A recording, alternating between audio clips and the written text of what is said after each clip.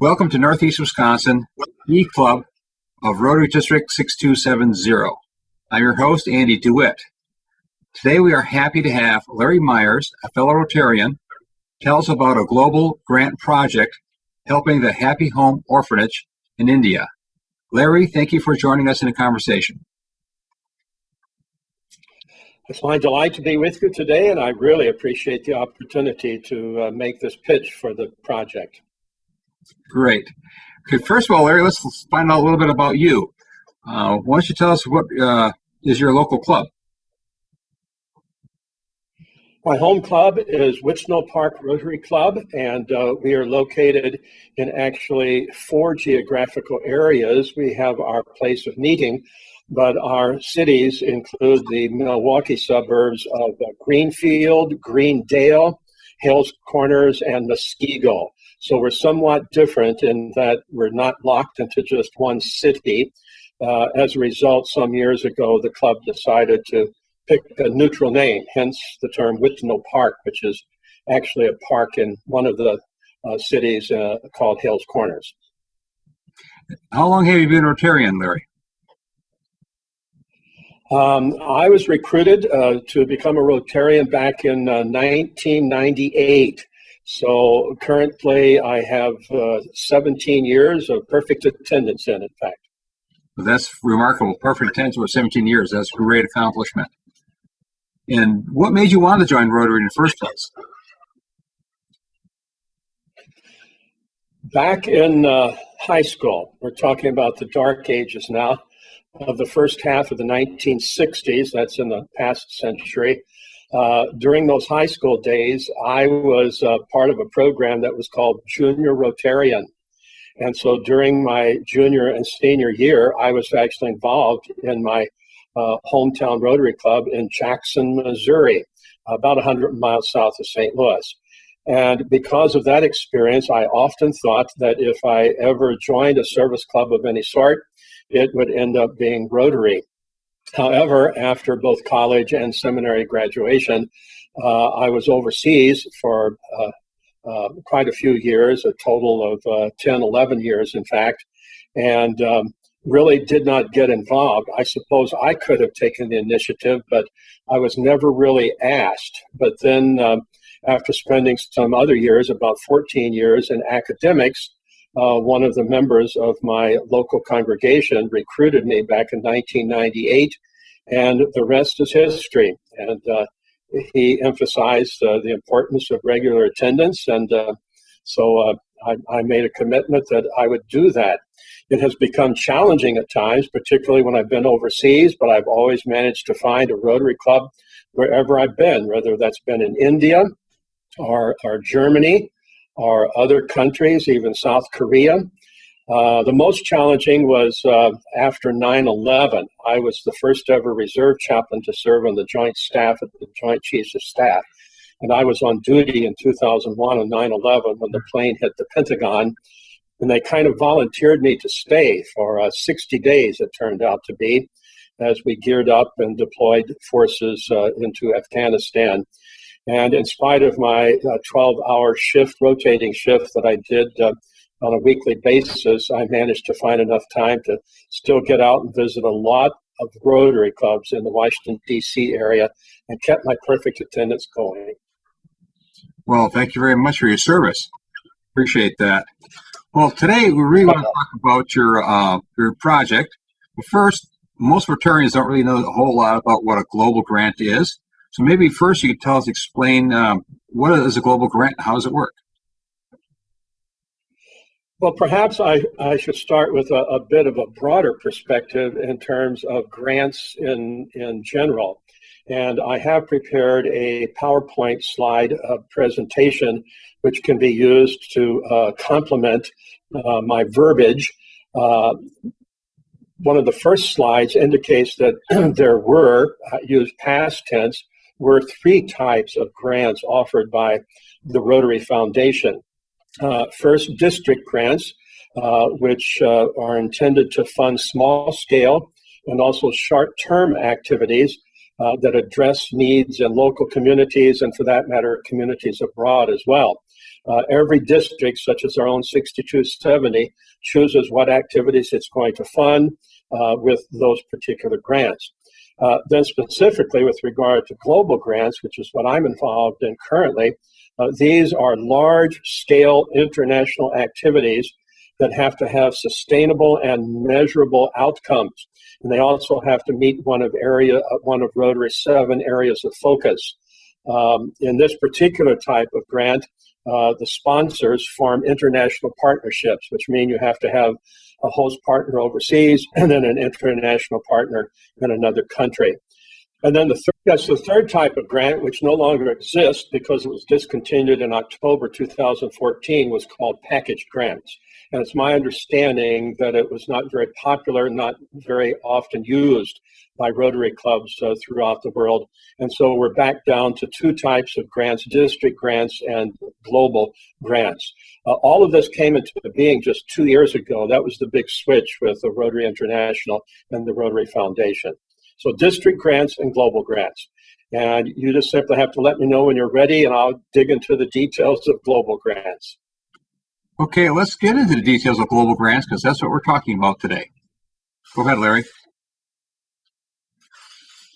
Okay, first of all, the key feature of a global grant is partnership. And that's between the district or home club where the grant, the activity is actually carried out, and then a partner district or club in another country.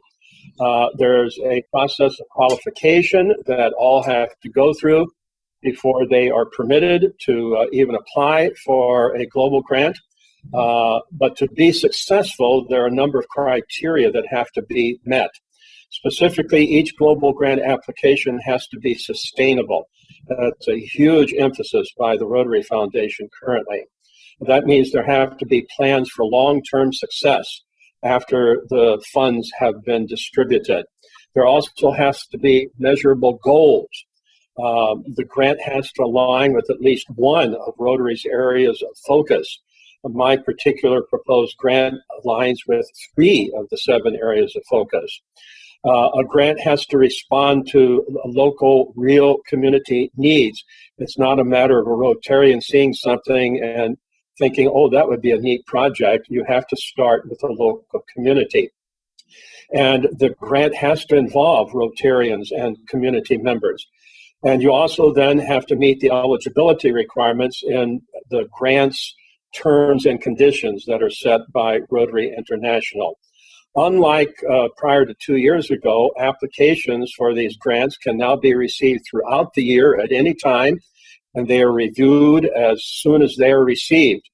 Because there would have been a 5% administrative surcharge had this global grant that I'm working on been submitted beginning with the new Rotary year on July 1, 2015, we managed to sneak in under the ground 20 minutes before midnight Central Daylight Time and got our grant submitted to avoid that 5% administrative surcharge. So Global Grant 1528826, Project Happy Home, was submitted on June 30, 2015. So this is a brand new project that you're working on. Great. You mentioned it has to be 2 different partners, one at the local community, which is in this case India, and then one someplace else. Who is the sponsor for outside of India? Is it our district, the other sponsor? No. In India, had some difficulty. There's actually a Rotary Club in Kohler Goldfields where the location is for the Happy Home. We'll talk about that a bit later, about the Kohler Goldfields in the state of India, and give you some details. However, that local Rotary Club kept me going for almost a year and then ultimately didn't reply at all. So I contacted the district governor of 3190, and he put me into contact with his own Rotary Club in Bangalore, the Rotary Club of Bangalore Ulsoor, Ulsoor in Bangalore. And as a result, they've jumped on it. They have their committee up and running, And here then in the United States, my own home club, Whitnall Park Rotary Club, is the international partner, although District 6270 is providing some district designated grants in addition. And that then brings me to how it is that global grants are funded. And I think you'll find this interesting as well. The intention 2 years ago when Rotary developed this brand new grants arrangement is that they wanted more districts than just individual loan districts and more clubs than just one individual loan club to band together to cooperate in partnerships for these large global grant funding projects. And so the minimum budget for a global grant currently is $30,000. And where you start in order to get there is that the World Fund of the Rotary Foundation must provide a minimum of $15,000. In order to get up to the other amount of $30,000, you can either find a district who is interested in providing $15,000 of district designated funds for the total of $30,000. District 6270 just did that this spring by funding a peace scholarship for a young Palestinian refugee, a female living in the greater Milwaukee area, and she will be headed over to King's College in London for a year's worth of a master's degree. So 6270 put up $15,000 in district designated funds. That was matched 1-to-1, 100% by the Rotary Foundation. That then met the $30,000 minimum. However, another way of getting up to that $30,000 is by having individual clubs, Rotary clubs, or individual Rotarians make cash contributions. And those amounts are matched only to the tune of 50% or 50 cents on the dollar by the Rotary Foundation.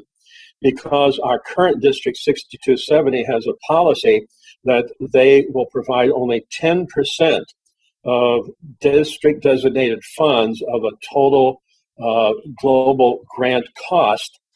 This means then that the minimum of the project or of any project, a global grant project out of this district, is going to be somewhere around $41,000 plus.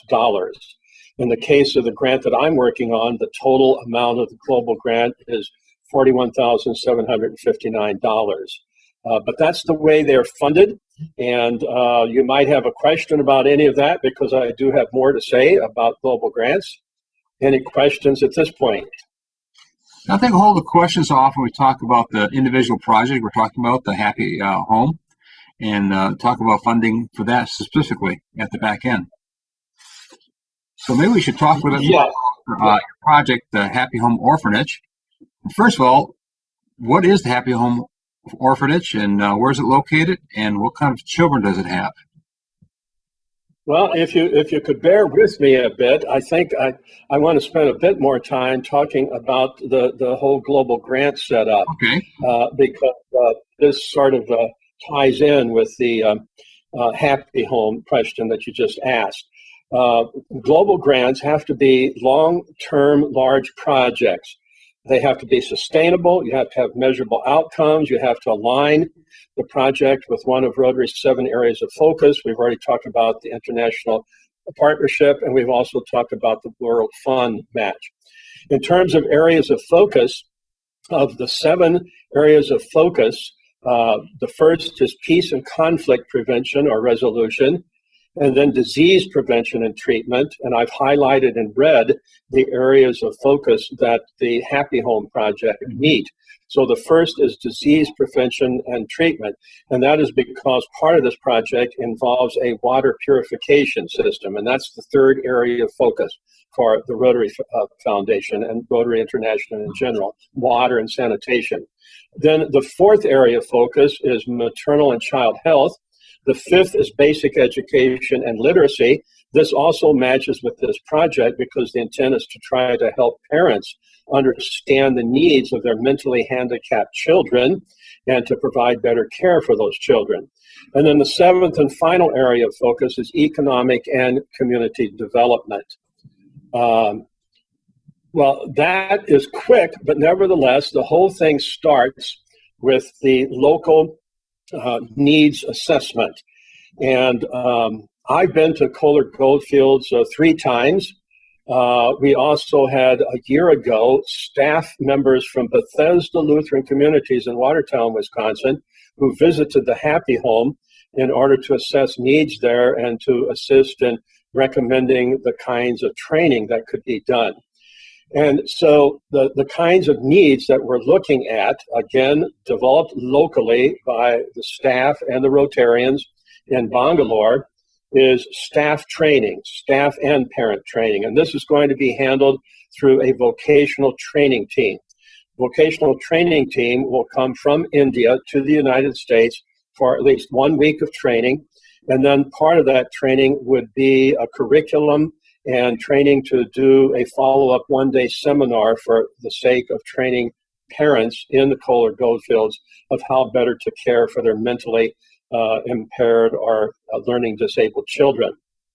A second piece of this project is sustainable electric backup system. Because of politics in India, it's not unusual for South India in particular to go for 12 to 14 hours a day without any electrical power. And as a result, education is severely hampered, makes it very difficult to keep much of anything going. We originally thought that diesel-powered electric backup would work well, but the Rotarians in Bangalore, our host partner, suggested that instead we incur the added cost and develop a solar panel type of electric backup.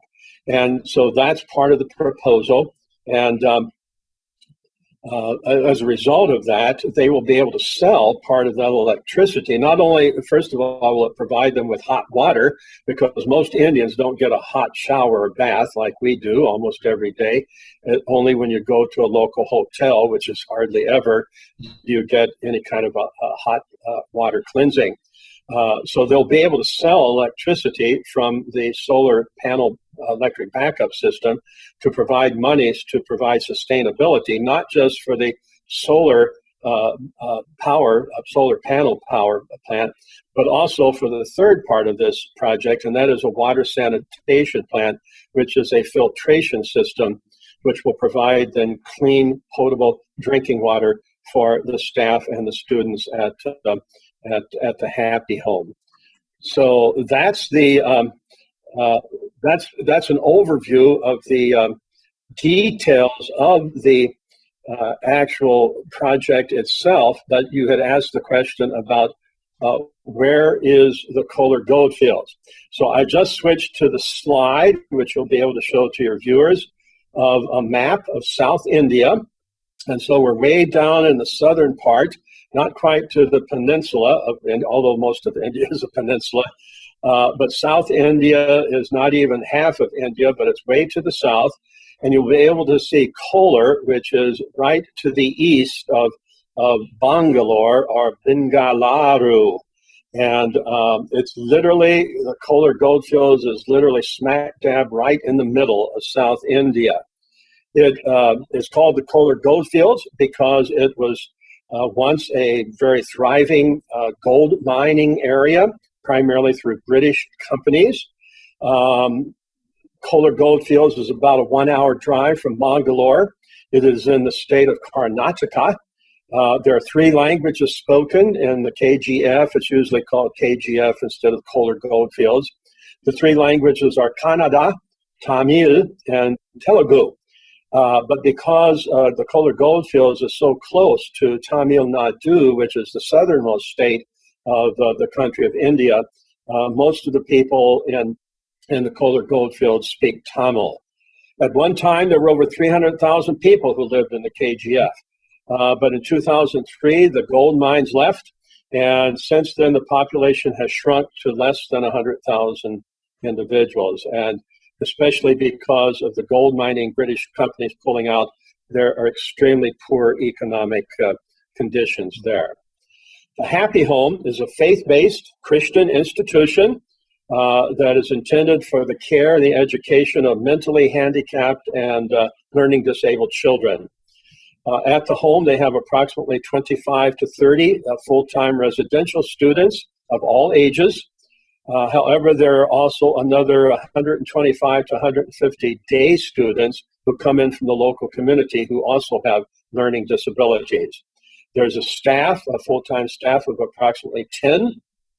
The children's basic needs in terms of living costs and so forth are supported through an international organization called Compassion International. However, they have needs beyond their basic needs, and I outlined some of those which end up being part of the project that we're working on. I do have a number of pictures to show of the happy home, but let me pause since I'm rambling on here at length and haven't given you an opportunity to ask any question. Any follow-up that needs to be done at this point? The one I could think of right away is apparently it sounds like a wide range of disabilities that these children have needs for.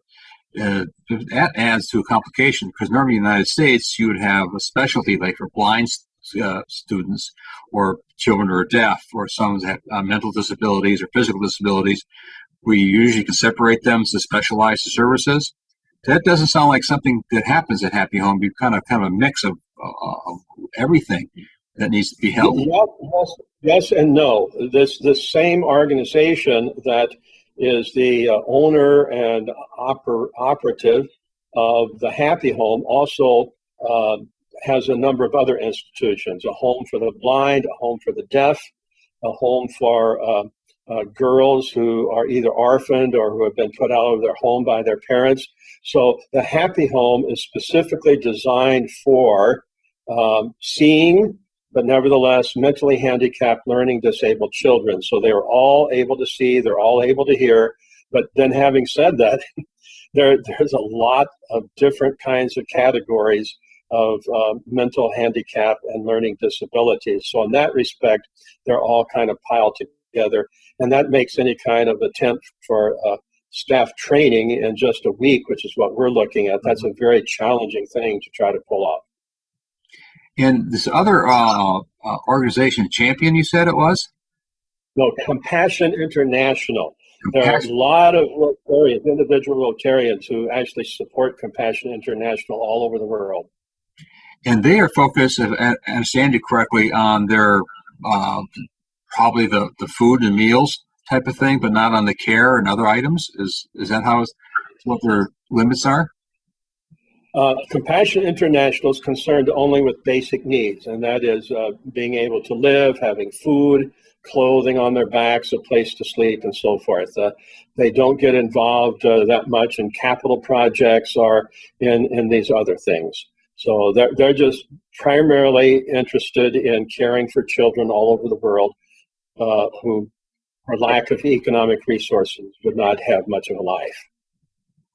So obviously there's needs not being met to them, not their fault, because that's their mission. So there's a wider need is what your grant is trying to solve. Precisely. And what kind so would you like to see, would you like to see some pictures then after I answer your next question that you apparently have?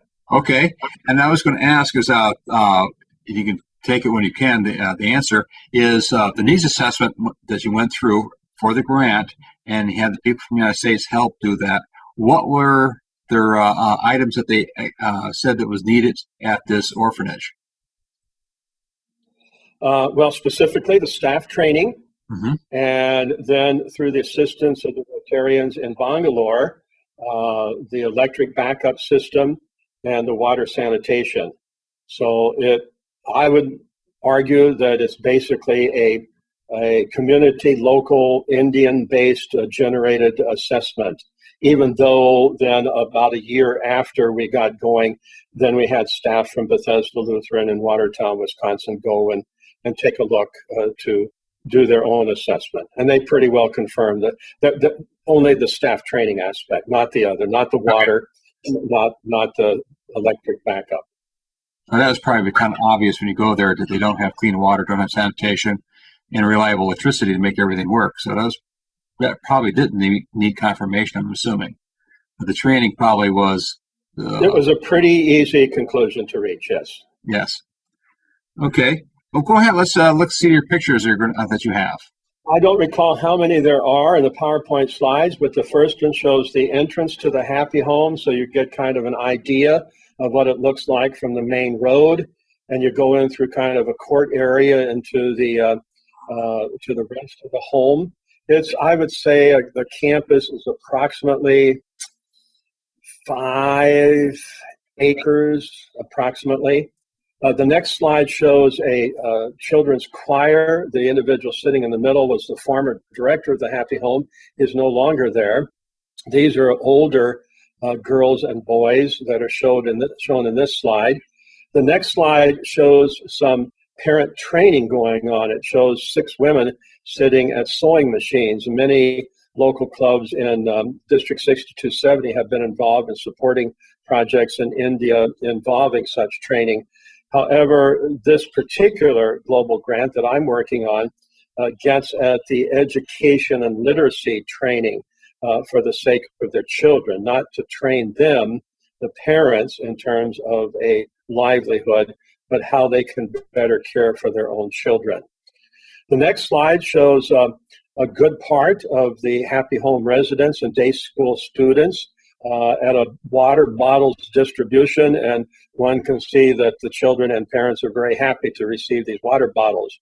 The next slide shows a blanket distribution. I think this one was probably taken for the sake of Compassion International to prove to the donors of Compassion International that their monies are being well spent. But nevertheless, the Indian children are well dressed in their best clothing, holding the blankets that have been provided. And all you have to do is look closely to see their facial expressions and their eyes, and you can conclude very quickly that they have learning disabilities of some sort. I happen to have a 33-year-old son who himself is learning disabled, and so I've lived with and cared for him for his entire lifetime. The next slide shows an open bay girls' dormitory at the Happy Home. This one is a humorous one also, because the girls lying in their beds in this open bay dormitory, it looks as if they have their best dresses on, and obviously they don't sleep with their best dresses on. But nevertheless, this is the type of open bay dormitory. This is the girls' dormitory. The next slide shows the actual residents of the Happy Home, some 20 to 25, who have been given uniforms, and obviously very proud of those uniforms. And again, all you have to do is look at facial expressions and eyes, and you can determine the disabilities that are there. The next slide shows a painting workshop of older girls who are painting specific pictures in the background and testing their skills. And I think the final one that I have is the whole group from Happy Home on a field trip, and they've headed out to a flower show in the local Kohler Goldfields community. So to summarize, the project Happy Home has 3 components, and the slide that you see supports this specifically. There is a vocational training team which will come from the Kohler Goldfields. It's a group of 5 people. It has to be led by a local Rotarian, and so one of the Rotarians from the Rotary Club of Bangalore Ulsur will accompany the group of 4 staff from the Happy Home here to the United States. So they will receive training for about 10 days here in the United States, and then they'll go back and at some point do a 1-day follow-up seminar in the Kohler Goldfields for the sake of their parents. The second component is a water purification plant, filtration method. And then the third component is a rather expensive $20,000 plus solar panel electric backup system, which, as I indicated earlier, will be able to generate savings for sustainability. So the total cost of this project is $41,759. So how is this going to be funded? The next slide shows exactly how. District 6270 has designated and promised $4,075 in district designated funds. District 3190 in India has committed $100. That total of $4175 will be matched 100% by the Rotary Foundation. My own Whitnall Park Rotary Club is providing $14,000. Our host partner in Bangalore, the Rotary Club of Bangalore Ulsur, is providing $100. We're hoping to raise from other local Wisconsin Rotary clubs a total of $8,173. That total will be matched 50 cents to the dollar by the Rotary Foundation for a total of $11,136. So if you total all that up again, lo and behold, it matches for a total of $41,759. Well, I'll trust your math there, Larry. I won't go try to check that out, especially at 50% of the dollars, how that all works. A bit complicated, I'm sure, but you seem like well, obviously through the grant process, you have to have this all prepared and a budget, how you're going to spend it, how you're going to raise the money. So let's get specifically to there's about $8,000 you're looking to, $8,700 you're looking to raise through other clubs and other individual Rotarians to help this project. Is how would we go about doing that? Would we donate the money? Exactly what I'm doing with you today, and that is doing this interview. I have a number of other obligations in local clubs in the greater Milwaukee area that I'll be going and making presentations to their clubs. And so I'm hoping within the month, within the next 4 to 6 weeks to get it done. So that then, because the Rotary Foundation will not distribute any funds for any part of this project until all of the funding has been submitted to them in Evanston, Illinois. And then they'll start doling out the monies. And they make it very tough. They want accountability. And so not just the Rotary Club in Bangalore, but our own local Whitman Park Rotary Club have to establish separate checking accounts to be able to account monies that are expended. And so the Rotary Foundation makes it very, very carefully accountable on the part of everyone. They just don't want to pour money into things and not see it do anything in terms of progress or results. So, Larry, could you go over the whole project's timeline? How far along ago did you start the process? And then probably when do you need to have the money committed? When does the money have to be into Evanston? And when will you actually start the training and start installing this equipment at the orphanage? Well, to repeat, the Rotary Foundation will not distribute any funds until all monies have been received by them.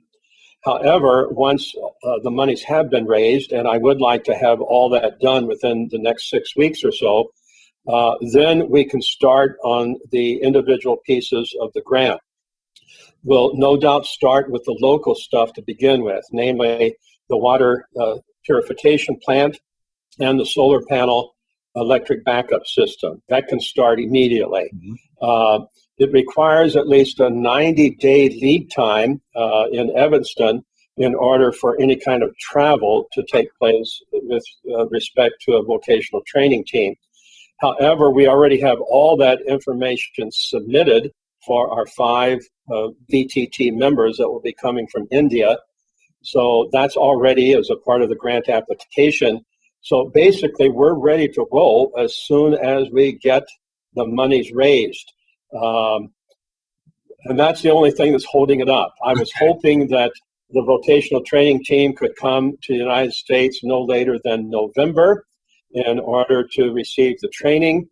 If I don't have the monies raised in the next 6 weeks approximately, then that's going to be delayed. But that's pretty much the way it works. Okay.